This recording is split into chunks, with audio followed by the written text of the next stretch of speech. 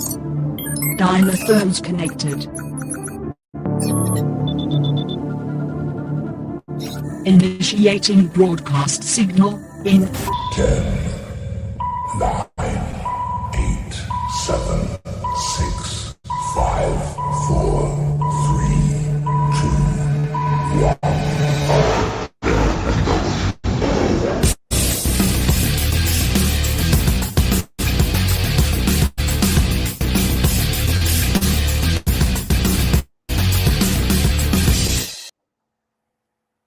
Ladies, gentlemen, and knights of the Nerd World Order, this is the Nerd World Order broadcast.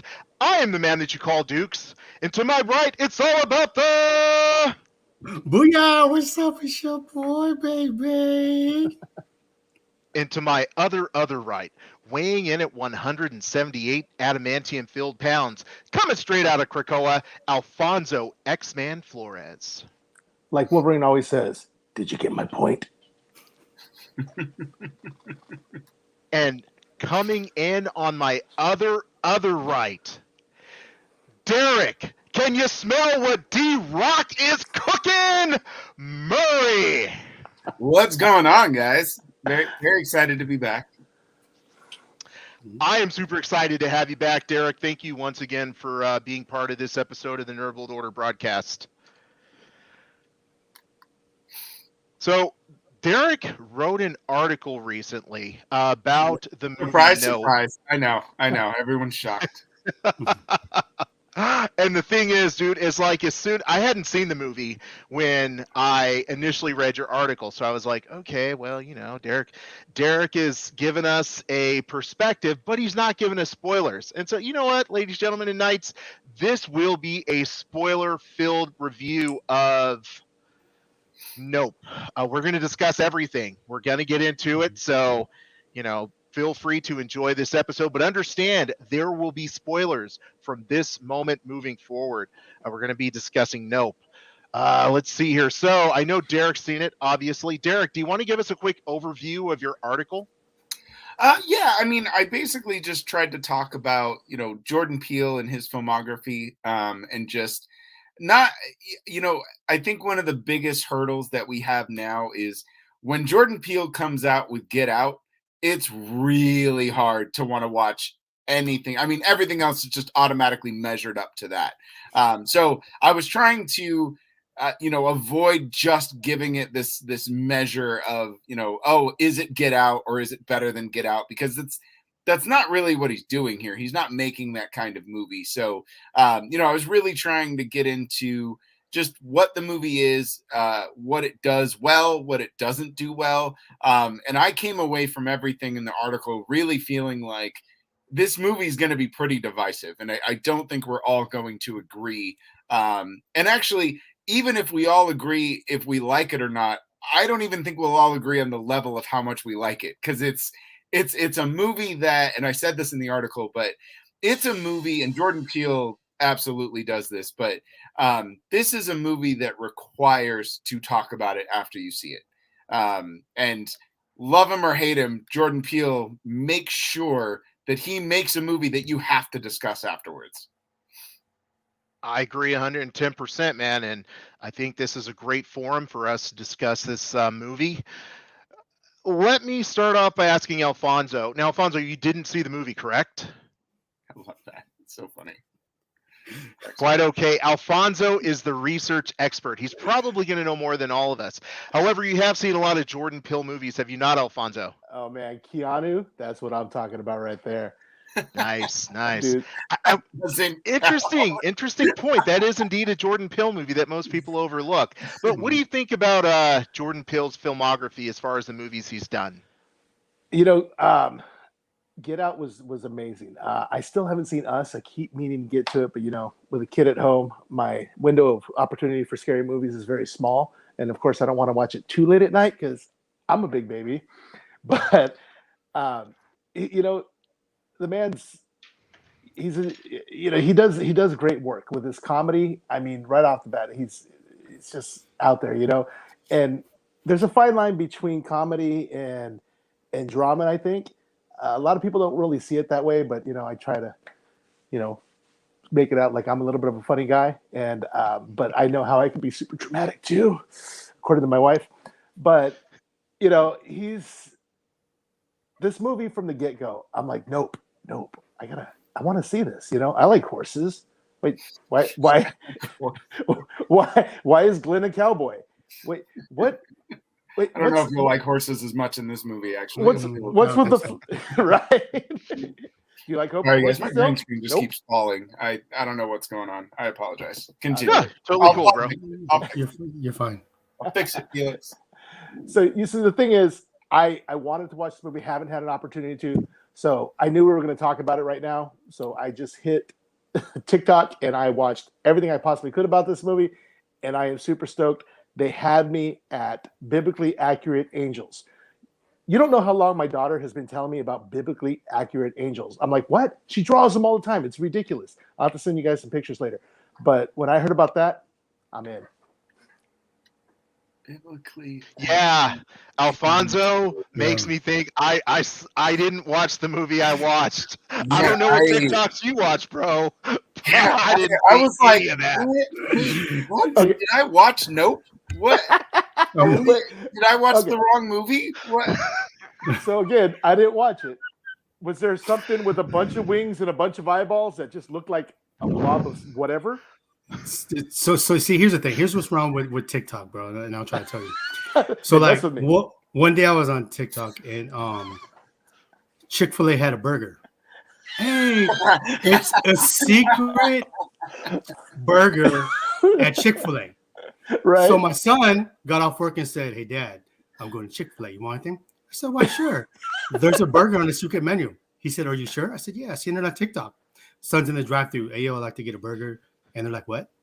I like to get a burger." "Yeah, we don't do that." "You must have watched that TikTok, huh?" "Yeah, we don't do burger." Okay, wait. Was there anything that looked like that? Let's say maybe. Yeah, that's rough, man. Yeah, you're reaching. I mean, Well, whoever did the no, TikTok it's is it's whoever a did the reach. TikTok's reaching. Yeah, it's a reach. Don't forget I ain't watching it then.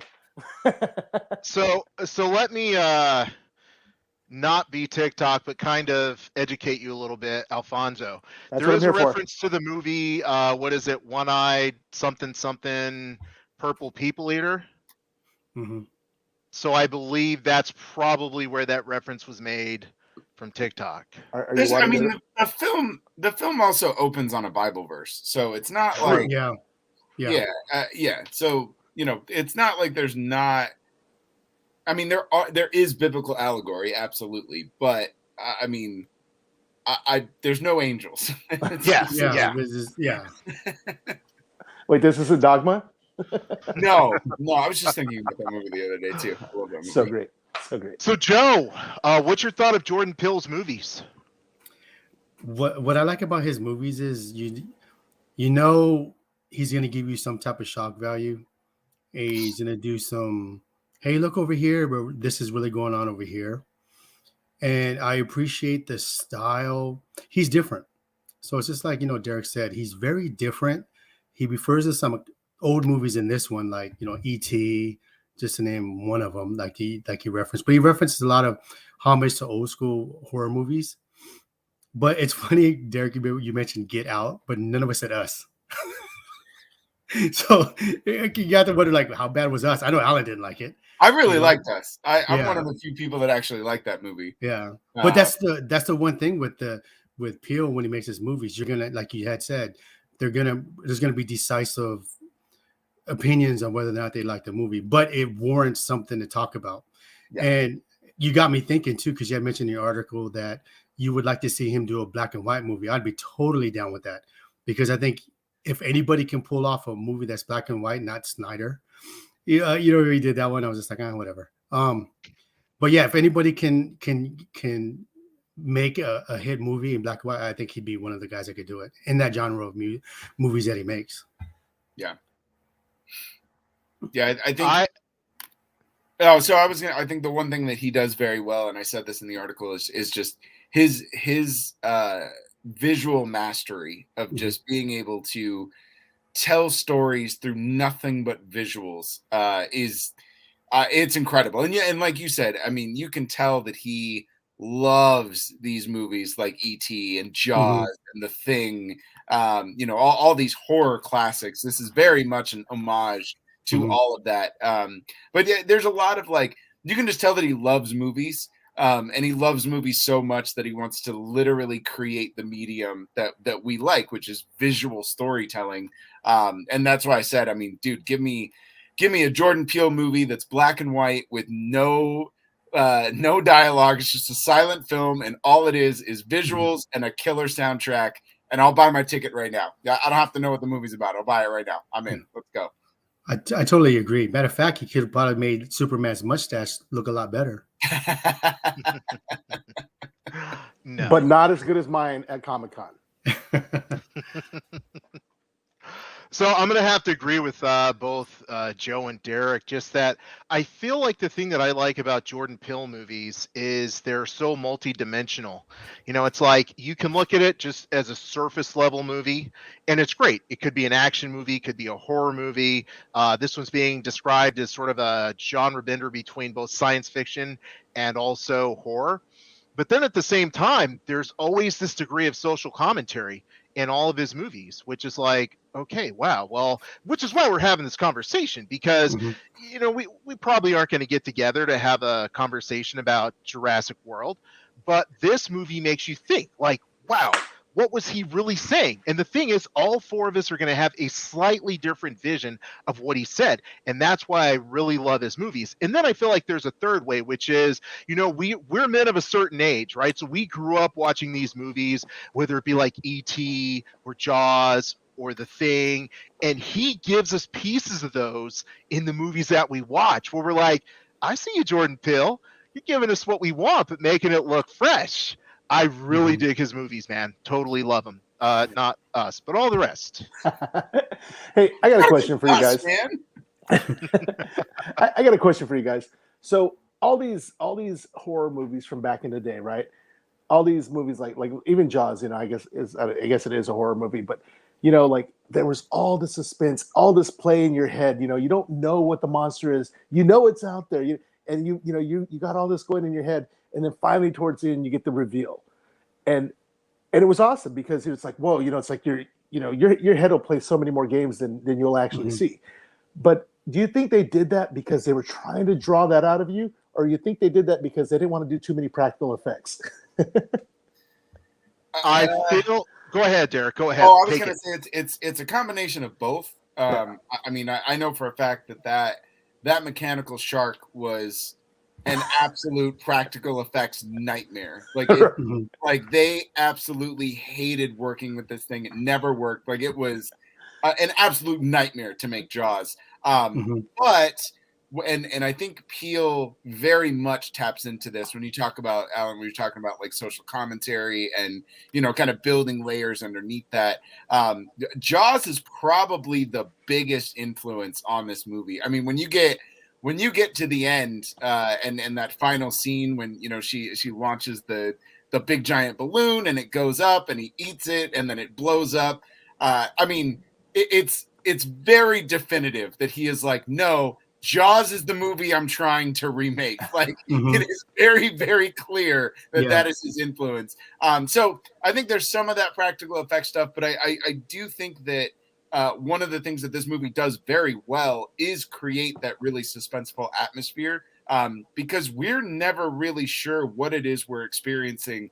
And what I mean, is it an alien? Is it an alien ship? Is it nothing? Like we are never really sure until the final moments, and the whole story is them trying to capture this Mhm. mystery and never really being able to, and things just escalate and get weirder and darker and stranger and more haunting, and it's very in tune with those types of things. So I think it's a combination of both.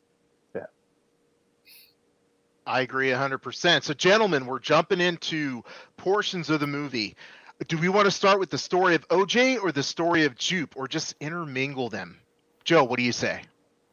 Ingo Mingo, because I'm here to jingle. Okay, we're gonna intermingle. And we might jiggle, but we Mhm. will not fold. No So fold. let's get into intermingling. I'm just going to start off talking about Jupe. Jupe and Gordy the monkey, because I felt like that's the opening scene, right? And when Yeah. you watch the opening scene, you're like, what the heck is going on?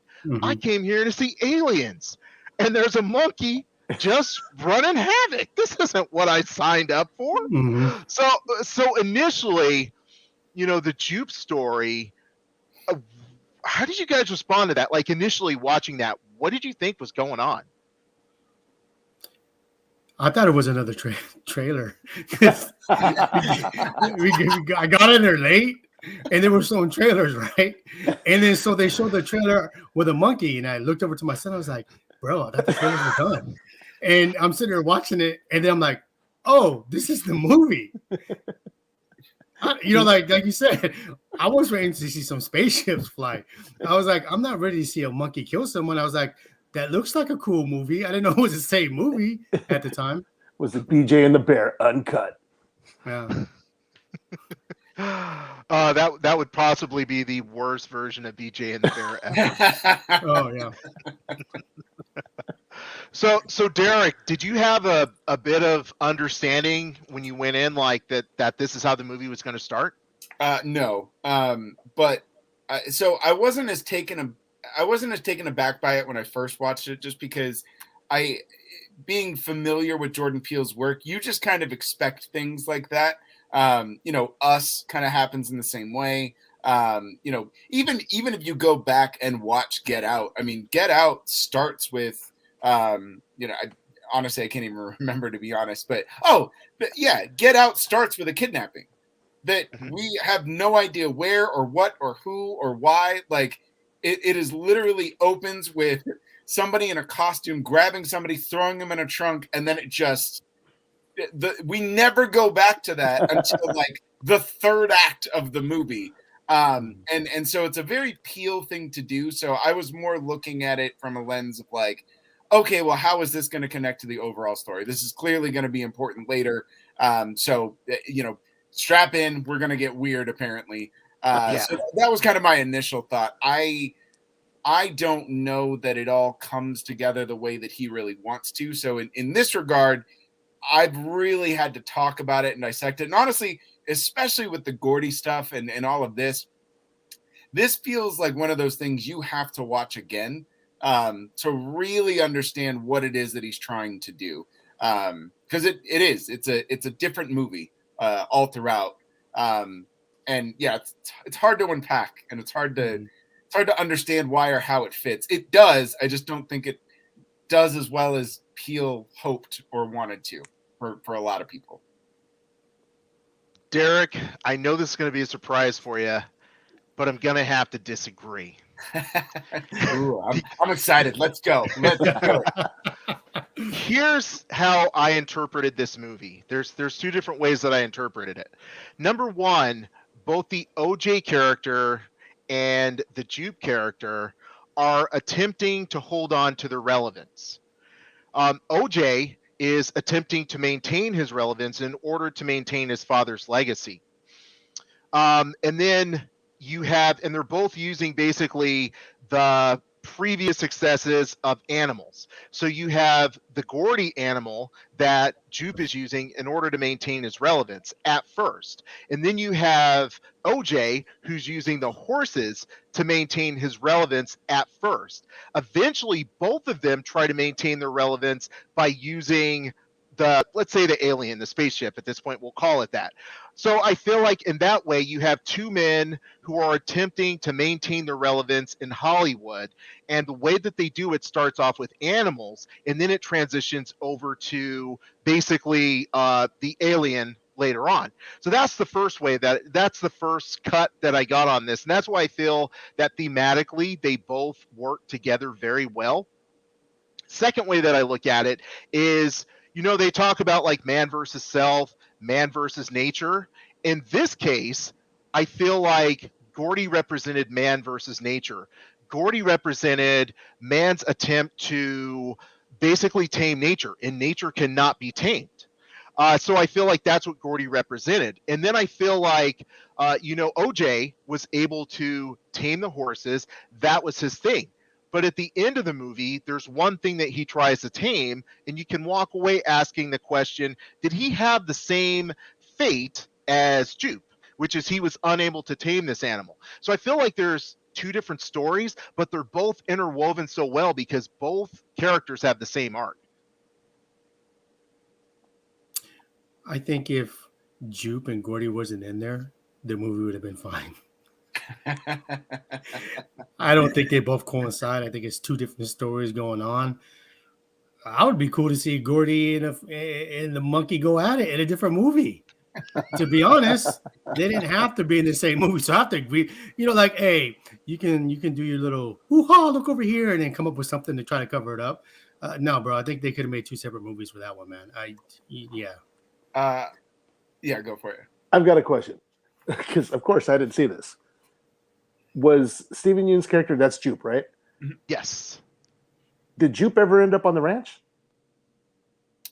So he's actually like down the road. So he runs an old kind of rundown theme park called Jupiter's Theme Park. That's like down the road from the ranch. So they operate in relative close proximity. And the relationship between Jupe and OJ is that OJ is selling him the horses for his theme park. Gotcha. What OJ doesn't know is that Jupe is actually feeding the horses to this alien.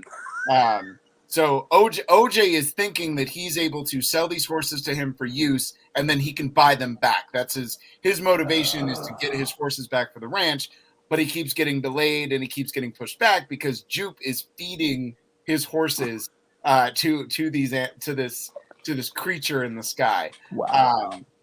So it's not abundantly clear right away, but I mean, after a while, you kind of get that that's what's really happening. It's funny because I actually agree with both of you guys, because to your point, Joe, I do believe that if you were to take out Gordy and just because I actually think that's the best parts of the film. I think OJ and M, those two. I mean, Keke Palmer is.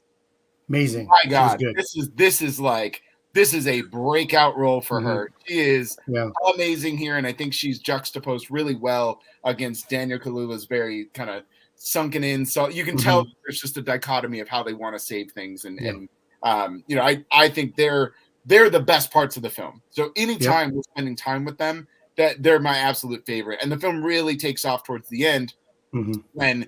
That's really all we're focusing on. That's the real story. So I really enjoyed that. So those are my favorite parts. So I fully agree that they are two different movies tied together by a very thin kind of through line. And you can make a movie singularly of either one. You can make a Gordy movie or you can make an OJ and M movie. And both of them function fine without each other. Where I agree with you, Alan, is in your second part, there's two things that Peele has been pretty clear on, and he tends to not be very clear about what it is he's trying to do. But I think the general consensus is, one, it is a man versus nature thing because both parties, both Jupe and OJ and M for her part, they're all trying to control nature in some way, right? The folly of the TV show is that they put a chimp on a sitcom thinking that everything's going to be fine. And, nature is unpredictable and it's always going to be. It is still an animal. And the minute a balloon popped, it snaps and it just goes nuts. And that's our own folly. And where Jupe kind of misinterprets the events is he thinks that he's got some kind of special relationship with this ape because the ape didn't kill him. But what he doesn't understand is this traumatic event, the ape stopped because the balloon stopped popping. That's why it went back to normal, so to speak. But that's not really what's happening. So both of them are trying to control the uncontrollable, and that's the folly of man, and we're always trying to do that. The second part of that is the spectacle, right?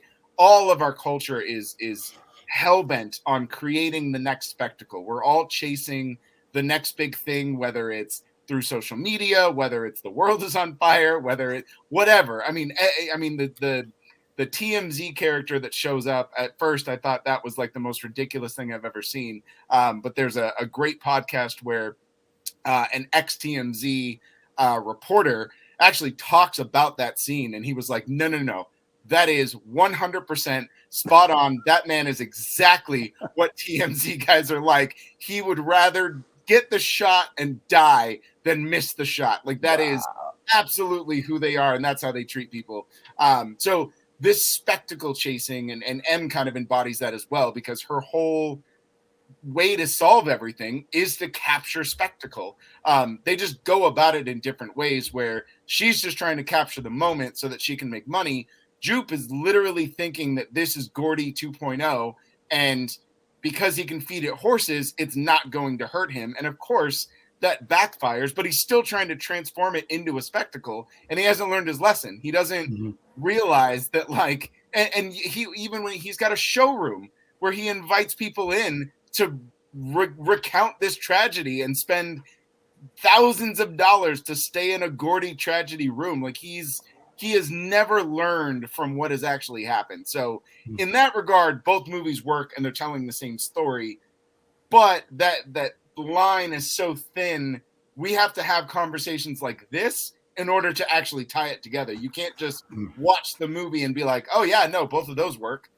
Yeah, it's just like you said, like the balloons were popping, right? And what's attached to a balloon? Strings. Exactly. So when they jacked up the UFO or the alien, what was the horse attached to? Strings. Exactly. So, like, if the alien doesn't eat that fake horse, I don't think he tears up Gordy and everybody there. I think the dude was just pissed off, or what? The alien was just pissed off and just took it out on them, just like the chimp did with the balloons popping. Well, it's a predatory animal too. That's the whole thing, and it's they talk about it being territorial, and if you don't look at it, it leaves you alone. Again, going back into that spectacle idea of, like, if you don't watch the spectacle, if you're not basing your whole life chasing the spectacle, it's going to diminish, and it's going to diminish in power, and it's basically going to leave you alone. And anybody that survives never actually looks at it. That's how, what's his name, Angel. That's how Angel survives. Or, I mean, he wraps himself in barbed wire, and not looking at it is again part of that thematic element of, this is a territorial animal. No, you cannot control it, and if you want to live, you can't partake in the spectacle. I think you guys I agree with everything you guys are saying, but I feel like that through line is just absolutely present. Let me present this to you. Start of the movie, Gordy reacts to the balloons. Into the movie, the alien is taken down by a balloon. So that through line is continuous through the entire movie. And I'm willing to say, if you go back and watch the movie and you line up the two different movies, they're parallel all the way through. Just a theory, I don't know, but I bet that parallel runs through the entire movie. Nope.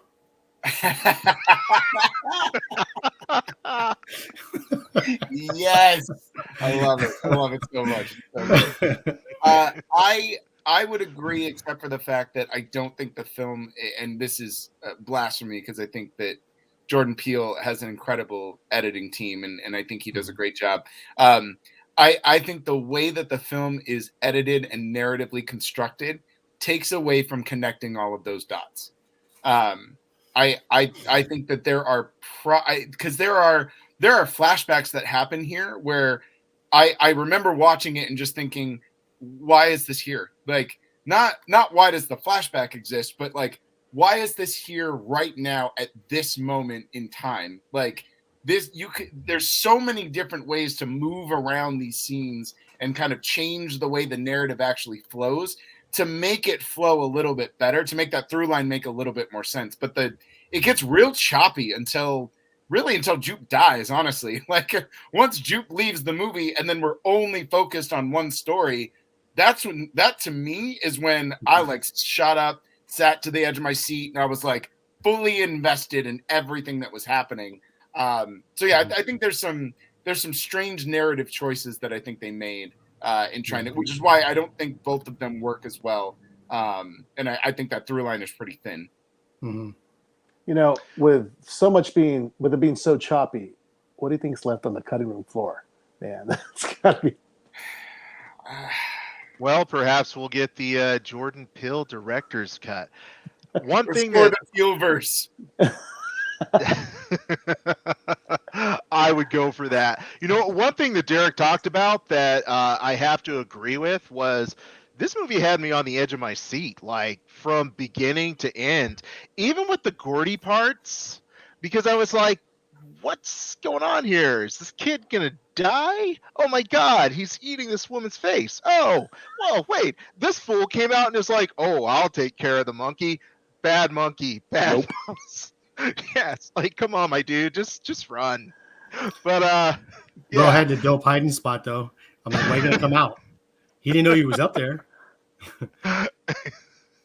You know, that really talks about man thinking like that he'll be able to basically tame nature. You know, it's like, oh, I can come out and tell the monkey what to do. No, bro, actually you can't. Right. This, you know, at the end of the day, this is a untamed animal as much as you'd like to feel like it's tamed. And, you know, once again, that same idea keeps running through the movie. You have all these characters who just keep wanting to control nature and they just can't do it, you know?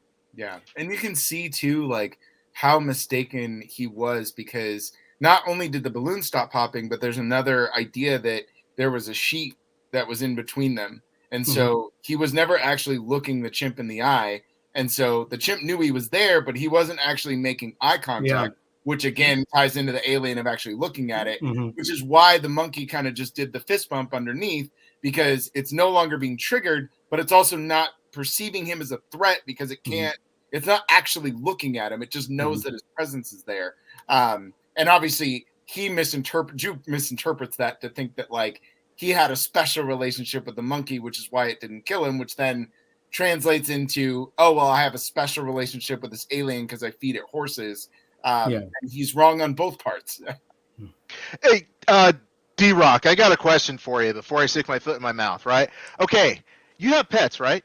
I have two cats. 2 cats, that's all, right? No other pets, right? Right. Okay.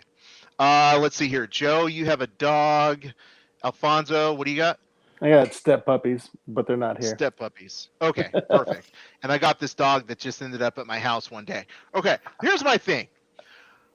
Ever notice how some people have weird ass pets and they're like, oh, this iguanathon can really understand what I'm saying, and the iguanathon loves me. And you're like, nah, bro, that iguanathon does not even know you're around. And the only reason that the iguanathon even acknowledges you is because you give it food, right? Yep. And to me, that's kind of like what Jupe was, you know, where he was like, yeah, I have this connection with this wild being. And it's like, no, you don't, bro. You know, and then later on the same thing. And for me, that just gets back to like when I see people with like a pet snake, and I apologize to all you pet snake lovers out there. I apologize to those weird people. Like, I had a snake. That snake gets bite you. If it gets an opportunity, it's gonna wrap it around your neck, bro. No. Okay, you know, snakes hug you. What other animal hugs you? To death. To death. Don't leave out the worst part, dude. Yeah, but Alfonso, seriously, did the snake ever bite you? No.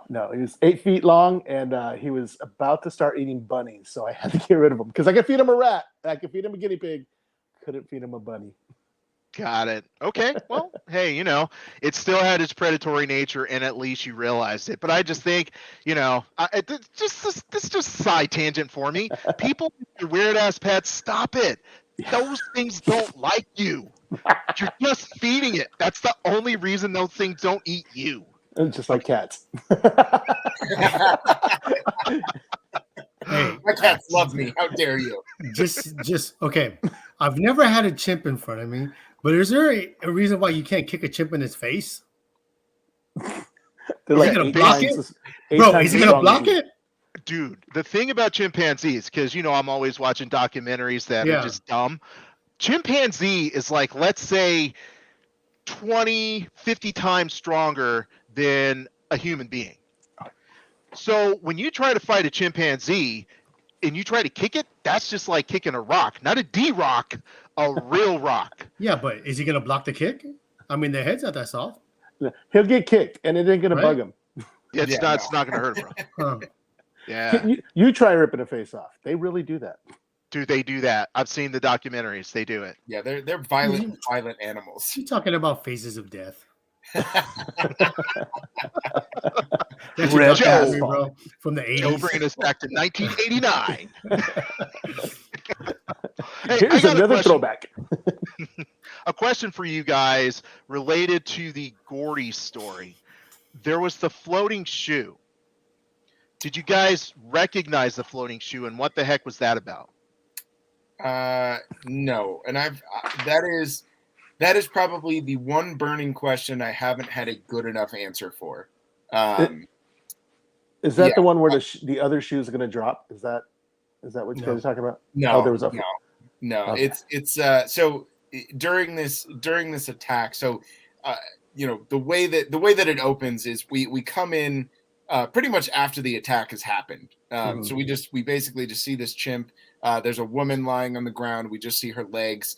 So we don't even see Jupe at all in this first scene. So we obviously know that something horrible has happened. And we see this chimp walk over to a balloon pops. The chimp walks over, like beats this woman, and then like walks back over to like the sofa and then just stares at us. And then the scene cuts.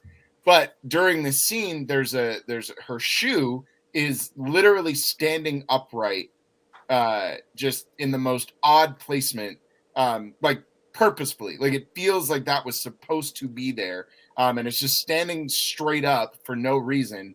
And there's never an explanation for it. He has the shoe in his little shrine, and it's framed and it's standing upright. We never talk about it again. We never come back to it. It's just, I don't know. And I've never heard a good explanation for it. I've heard a few, but I've never heard a good explanation as to why it's there. Yeah, just so you know, I know why. Oh, go ahead.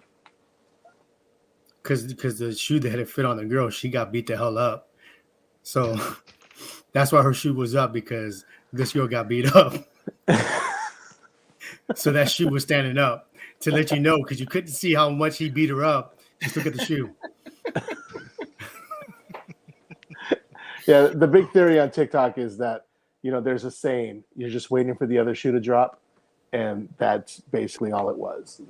The other one I heard is that it's basically just a distraction, that it's meant to just kind of distract your eye and draw attention to something that is purely coincidental, to make you feel as if there's more going on, when really it's just exactly what it is. It's just an ape that they stupidly thought that they had under control. It loses control, and just beats everybody to shit. But also, if you think about it, it's a young girl getting beat up by a chimp. And so for you not to see that, like you said, a good distraction is the shoe, because the whole time I was looking at the shoe going, what the hell is up with the shoe? Yeah, I know. I was too. Sticking up. And I thought this is a movie about aliens. So I'm over here thinking like, okay, yeah, what's the alien connection to a standing upright shoe? okay. This is why I kind of got upset with Peele, okay? When I went to watch the movie, I was falling asleep. I'm not going to lie. I was falling asleep. I woke up when he was in the barn, and I seen little dark figures sticking their head. I look at my son. I was like, God, that was such and a it good and it movie, freaked me out, because when you fall asleep and you wake up, you're like, oh, what? Hey boy, what's that? He's like, I think those are the monkeys. Why would he say that? Because he started off with monkeys. So why not? Why wouldn't my son say, oh, they're monkeys, Dad? That was a great scene, though. That was another one of those like nods to M. Night Shyamalan a little bit there. So expertly filmed. Like I loved everything about that scene. That's when I kind of got into the movie more, from that scene right there, because it was kind of freaking me out. But that's what I like about that. Like, and then the sudden, you be chilling, you see when he looked at him, he's like, nope. Come on, we all would say that. Nope, I ain't trying to go over there. I'm gonna turn around and I'm out. So I started laughing because I'm like, dude, that's what we all would say. Yeah. Except for like there's some other people that would want. What is that? Let me go see. We wouldn't do that. You can But say it, white people. You can say it. You can say it. I know that's what you want to say. I'll say the quiet part out loud for you, bro. I got you. What's that over there? Let me go look and see what that is. It's funny though, because that's, I mean, as much as we joke, I do think that was very intentional. For sure. I think not even just in the title, but like anytime that stuff happened, all of them were like, nope. Yeah, nope, for sure. And that is I almost feel like anybody who is a minority, especially in America, like, that's our default survival tactic. Like, that's why we yell at horror movies all the time, because we're just like, no, don't do that. That's dumb. Get out. Why are you here? Yeah, and what's cool is it's politically correct for us minorities, because we would look and be like, nope. Like that was one of the reasons me and Alan dislike horror movies back in the day, because people that look like us always die first. Always. Yeah. And it was like, bro, we are not gonna go find out what that noise is. That's just already fake right there, because we do exactly what Peele said, and nope, we ain't doing it. We ain't even trying to do it. And, but also like when he looks to the right and you just see the little alien fly, it's like little things like that. I wish more horror movies would do similar stuff like that, because to me that kind of freaks me out more than the, hey, I'm gonna come out and stab you. You know what I mean? With that little thing right there, like, ooh, he's jumping from cloud to cloud. And then you keep looking up. When he's looking up, you're not even watching him anymore. You're looking up at the sky. Yeah, trying to scan a clear sky with just a little bit of clouds. And I said this in my article too. And the reason I want Peele to do this black and white thing is because it's rare that you find a director and a cinematographer who is so skilled that they can just show you a still shot of the sky and you're never going to look at clouds again.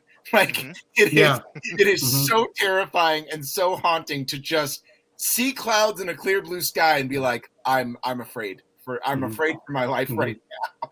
Yeah, for sure. That's amazing. It's absolutely amazing that it was able to pull that kind of stuff off. Because that's one of the things I like about Peele.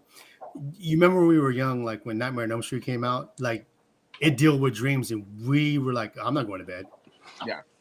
And then with Jaws, it was the water. Yeah, and to your point, Jaws is one of those things, man, where it has created irrational fears in millions of people. Like, we all know that for the most part, most beaches are safe, and that the odds of you getting bit by a shark are about the same as you getting struck by lightning or whatever. But even to this day, like, I'll go swimming and have an irrational fear that there's a shark in the pool. I know, I know that's not real, but Jaws has scarred me forever. Yeah. Like when someone's surfing and they fall down and the board flips over and you see the three fins. Yep. You'd be like, and immediately the song, the music comes in. Yep. Can you imagine if Peele was on that level of music with his cinematography and the way his visual effects are? If he just had certain themes that stuck to that, like what if he had a theme every time that alien jumped from cloud to cloud? Yeah. I think he's getting there. I mean, again, I think Jaws is probably the most direct homage that he's really trying. I think thematically, most of what he's doing there is Jaws, and I believe that he will get there. I mean, I think Get Out is pretty close. I think there's a pretty. I mean, you hear the. Yeah. That whole, like, you hear that and you're like, oh, let's Get Out. Like, Yeah. But I think you're right. I think if he could get that one great thing where even if you absolutely hated Nope, you will never forget the theme music. Yeah, and for sure. Always look at clouds and start humming it. Like, I think that the music, as far as Jordan Peele goes, I feel like he's trying to do something a little bit differently. You guys are going to have to remind me when OJ was in his car and he was trying basically to get to the Fry's van, there was a song that was playing, but it was slowed down. And he does that pretty frequently, where he takes a song that you're familiar with and it kind of freaks you out because you're like, the notes sound different and the words take on a little bit different meaning. I feel like that's what he's trying to do. So he's not going to do that traditional theatrical score. He's trying to take what you're familiar with and give it a different ear, a different way of hearing it. I think that's his musical take. That's what he's trying to do. Yeah, I can see that. I love that scene, by the way. That's what that was one of my favorite scenes in the movie, because that has everything. That has the horror, that has the mystery, that has the nope, and then it has the creepy music, just all put together in one scene. And it's just Daniel Kaluuya sitting in his car waiting for this nightmare of blood to just stop falling from the sky. Yeah. Oh, dude, we just freaked him out. I love it. I love it. I was not exaggerating, by the way. That does actually happen. Nice. Very Which nice. to your point, Derek, like everything about this movie, like, you know, when the alien, UFO, whatever we choose to call it, was over the house, and it's just raining down all of this debris along with all of the blood. It's such an intense scene. It's one of those things where I'm like, I've never seen anything like that before, and I never thought I would. Like, think I'd see anything and be so, to your point, spectacle, right? The spectacle of it just had me completely mesmerized. And that's the thing about this movie, which is probably why I like it more than a lot of the other Peele movies, because what I was seeing had me completely captivated from beginning to end, and it made me think on a level I don't think a lot of the other movies did. I would argue that Get Out is probably his most thoughtful and introspective. And I also think it's probably his tightest film narratively. And I think you see that a lot, especially with young directors when they're finally given an opportunity. It's everything they've ever wanted to do, but they're restricted by, they don't have the big budget that they're really able to work with. So that restriction, I think, actually feeds into incredible creativity. I mean, just as a quick example, Star Wars is fantastic because it had practically no budget. Like, we love Star Wars because it was made for practically nothing, because the studio was like, this is awful, no one is going to watch this. And what ends up happening, though, is the bigger the budget, the bigger the spectacle, the bigger the ambition, the more that you can do. And I think that I don't think Peele is there yet. I don't think he's gotten to a point where, like, he's losing focus and he's losing story. But I do think with things like Us and Nope, both of which I think are far more in balance all the way through than with something like Get Out, where from start to finish, you are never confused as to what, once you've watched it all the way through, everything just feels tight and purposeful and meaningful and to the point. And then you get to Us and things feel a little out of place. I mean, it all kind of makes sense in the end, but there are still things that feel, a little too ambitious for their own good. And then I think when you get into Nope, I think it's almost the best of both, where you've got the strong kind of through lines that we talked about that are, very much a part of Get Out, and, the social commentary and the political, every type of commentary, it's all built into here. But then it also has a little bit of that clunkiness and messiness that you get from Us. I think it's a better movie than Us, but I don't think it's a better movie than Get Out. But I think he's trying to do both, right? He's trying to do ambition while staying focused on what it is he's trying to say. Makes perfect sense. I want to throw some ideas at you guys, or rather a question. Into the movie, was OJ still alive? I knew you were going to ask this question. I love it. Well, you think she's imagining that he's there? Here's my thought. The dad, there's a scene in the movie where the dad is talking to OJ, but the dad's clearly dead. So I was thinking that she was also envisioning OJ, but he was also dead. Well, by theory, if he doesn't look up at it, he's not dead at all. Absolutely correct. However, which I got another question for you guys, but I'll get to that one in a second. Didn't he at one point look directly at the monster? I was just going to say that. Yep. Yeah. That was the whole thing of his. He was trying to be the distraction that they needed, and he basically took on this entity, I guess, by basically staring it down and not even attempting to tame it, but basically saying, "I'm not afraid." There is a lot of validity to the theory that OJ probably didn't make it, for a couple of reasons. So one, he did stare directly at it, and that thing was mouth open, ready to eat. Two, for him to get from where he was to Jupiter's whatever, I don't know that he would have made it there in time, even if he did survive. Three, he's in the alien dust when he shows up. So when she sees him, he's basically covered in this, kind of dust bowl. Even though the alien's not there, he's still covered in dust as it swirls around. And then four, he's directly under the sign that says "Out Yonder," which, if I know Peele, there is no possible way that is not on purpose. Yeah.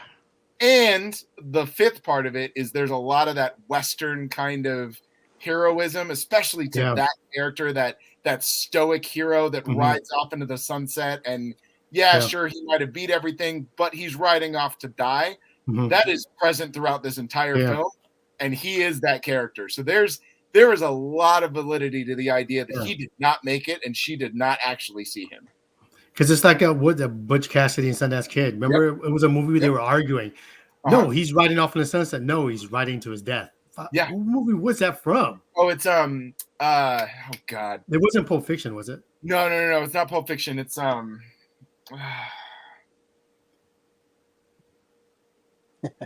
this is gonna Quick and the Dead. I know this. I should know this right out of the gate because I know for sure the movie that we're talking about right now. I can hear the conversation. I just have no idea. I want to say it was Samuel L. Jackson, right? He was one of them. Yeah, it is. Right? Is it? Oh God! All right, never mind. Ask your question. I'll figure it out. I think. Go ahead. Was that the thing where they said, why would he ride off into the sunset? Because he's just going to have to sleep outside of the town under the stars when he could actually just rent a hotel room and stay there. No, it's something about nope. No, it in the movie it means something thematically. Like when they're talking about it, got it. It's The Negotiator. That's what it is. Yeah, there we go. It was Samuel L. Jackson and Kevin Spacey. Yep. That was a great movie. I knew I'd find it. I was like literally playing the scene in my head. Yeah. We don't talk about Spacey. I know. Hey, that was a good movie though. It sucks so much, man. It sucks so much because I love The Negotiator. Okay. Actually, check this out, bro. Check this out, bro. If you can eat Subway, I want to hear about you can't watch The Negotiator because people still eat at Subway, bro. And Jared is the same thing, man. Yeah. Alan, what was your second question? Okay, so my second question, and this is just like an Alan observation. I haven't really, heard anybody say this or anything. Did it appear to you that when the alien fully extended and took its final form, did it kind of look like a silver screen to you? Which I felt was kind of like, if my theory is correct, was sort of a metaphor for the whole spectacle of the silver screen in Hollywood. It's not out of line. I mean, you can, there's a lot of thematic elements in regards to film and making film and capturing shots. And, there's obviously a very strong reason as to why they're not just horse ranch owners, they're Hollywood horse ranch owners. And, you can tell that Peele is trying to do some kind of commentary on his own industry. And honestly, I wouldn't really discount that. Even if nobody talked about it, I think part of the reason the alien becomes so spectacular, I guess, is so that we don't know what it actually is. We can't box it. It's not a little green man, with bug eyes. It's an unformed, untamed, whatever it is you want it to be. it's just dangerous, whatever it is, whether it's the silver screen or an angel, whatever. It's meant to be uninterpretable, I think. So yeah, I think there's some validity to that. Well, Okay, cool. This ain't to Alan because he doesn't play these type of games, but it reminds me of like RPG type of games like Final Fantasy. The final form it looks like one of them bosses that you would see like in an RPG game. Yeah. And that's what I got from it when I saw that. I kind of didn't care too much that you see the true form. I was okay with the way it looked. Yeah. Like I didn't think it definitely has that you beat the spaceship and you're like, I did it, and then it transforms, all its health comes back, and you're like, no. Yeah. He's like, Goku, this is my second form. Hey, I don't know if you caught this. What I like about Peele, he does jabs, and Derek, I'm gonna need your help on this one. You remember when he was standing next to the horse and there was a certain person standing next to him?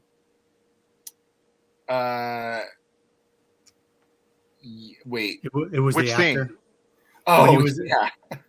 that particular actor. Yes. Yeah. And when she looked at him, she said, "Oh, you're OJ, huh?" you know what I mean? Like you get it. Like, you get, it's like the little like when I seen that, I was like, yeah, I get it. Yeah. No, for sure. For sure. I also, just as a personal note, I love the return of Michael Wincott. Yeah. I freaking love that guy so much. And his whole career can be summed up by him in this movie, because he is hands down one of the best parts in the movie, but he's completely underutilized, and he like comes and goes way too soon. And that is literally Michael Wincott in every single movie he's ever been in. Yeah. Yes. Okay, gentlemen, I've got one additional question for you. Alfonso, you can just roll the dice and tell us whatever TikTok told you to say. Okay. Final question is, did you enjoy the Gordy movie more or the OJ movie more? I want to hear what TikTok has to say, actually. I feel like I need to be I'm not on TikTok, so I need to be informed of what's going on in the TikTok world. So from what I hear, I think the OJ portion would be a lot more enjoyable. The Gordy sounds like fun, though, because, I like the psychosis. Yeah. Alfonso, you have to see this movie, man. It's a I'm great going movie. to. I'm going to. Joe. See, they're both good in their own right. So it's kind of, for me, it's like, I kind of want to see both. If they were separate movies, I would enjoy both. So it's kind of tough for me. But the reason why I would kind of lean towards the Chimp and Gordy, because where do you go from there after the Chimp beat up the girl? Like, where do you go from there? Right? Where OJ, you know where they're gonna go with that, right? He's just gonna continue to eat until you stick a balloon up his butt and he dies. But with the Chimp, where do you go from there? Like, I would be more curious to see that. Okay. All right. Derek, before you answer, I'm going to jump in. Like I said, this is a historical moment. I hope everyone's sitting down. I hope they're drinking their pink drink. This is the first movie I've ever given 8 nerd flags because it's 2 movies, both of which were absolutely spectacular in their own right. Acting, action, special effects, story, both were amazing, right? So each movie within the movie gets its own 4 nerd flags. 8 nerd flags total, which is the first time that's ever happened in my reviews. That being said, I really liked the OJ story. I just thought, Derek described him as stoic. I thought that his contrast to Emerald, who I was absolutely annoyed by, I just felt like it played so well. It made me enjoy the movie more. I thought that his interaction with the alien / UFO / a monster that's been around for thousands of years and we don't know it, it just left me so curious I want a sequel, like Emerald versus the monster, I was just really, really enjoying the OJ portion. So that's what I would want to see more of, and I enjoyed most. Derek. Yeah, I'm gonna have to agree with you, man. As interesting as the Gordy, as interesting as the Gordy story is, and it is, and it's again, man. This is a credit to Peele, because the more I talk about this movie, the more I feel like I have to watch it again. The longer I've unpacked it, the more I'm like, man, maybe I'm wrong. Like maybe I need to just go back and analyze it, and maybe Gordy will be my favorite. I don't know. It's and you know, like I said, love him or hate him, man, he makes movies that you will not forget no matter what, and you have to talk about. Like I saw it, and I, you know, posted up a quick little post about it, you know, teasing the review. I had 3 people before 10 a.m. that same day message me and be like, I need to unpack this. Like, like they have to talk about this movie every single time, no matter what. So all that being said, I lean much more towards the OJ and M story. I found that far more fascinating. I think some of that is the performances. I mean, I think Kaluuya and Palmer are just absolute powerhouses together. I think their attitudes are beautifully juxtaposed as siblings, and you can tell that they clearly had different relationships with their father, which caused them to have different relationships with each other. So I very much enjoyed that. You know, as much as Angel is just kind of the stereotypical comic relief, I dug him. I liked him. I know he got a lot of flack among critics because he's just kind of a throwaway character, but I dug the hell out of him. And then, you know, obviously Michael Wincott. So it just everything surrounding that story. I think the scenes that I really take away from it, and the things that really stick with me, and the things that I enjoyed the most in the film, particularly the third act when all of the Jupe and Gordy stuff has been wrapped up, and now we're just focused on OJ and M. Those were some of my absolute favorite parts of the film. So I would have to go with the OJ and M story. Awesome.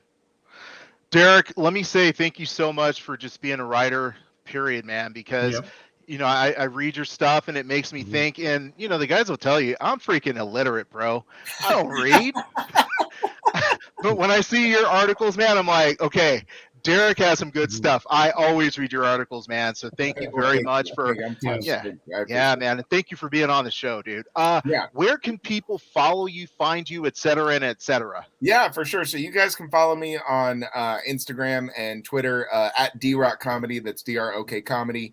You can find me on Facebook at just my name, Derek Murray. I'll probably come up. And then obviously check out nerdbot.com. I've been took a little bit of a break, but I feel like I'm kind of coming back now. So I've got quite a few. There's like 9 movies coming out this week alone. So I've got my work cut out for me. Luckily, I've seen some of them during the festival season. So I kind of did a capsule for those because it's just there's too many. But yeah, definitely check out nerdbot.com for all the reviews and everything. So yeah. I appreciate you coming on the show, Derek. I love reading your articles. I'm kind of selfish with it when I read it because I read it for the sole purpose because you and I tend to agree more than me and Dukes does. So reading your articles, I try to paint a picture like, ooh, Dukes is not going to like this. Dukes is not gonna like this. And so I formulate an argument to support your views on stuff just to tear apart Duke's arguments. I love it. Oh, I love it. Oh, so good. So good. Hey, man, I got to tell you, I really appreciate the fact that before I started reading the article, right up top, it said 7-minute read. I'm like, I could do 7 minutes. Yeah. Well, this concludes this episode of the Nerd World Order broadcast. So until next time, ladies, gentlemen, and knights of the Nerd World Order, I am NWO. We are NWO. Nerds Redefined. Booyah! Booyah! Well, Derek, you're gonna do it by yourself. Oh, I'm gonna do it by myself.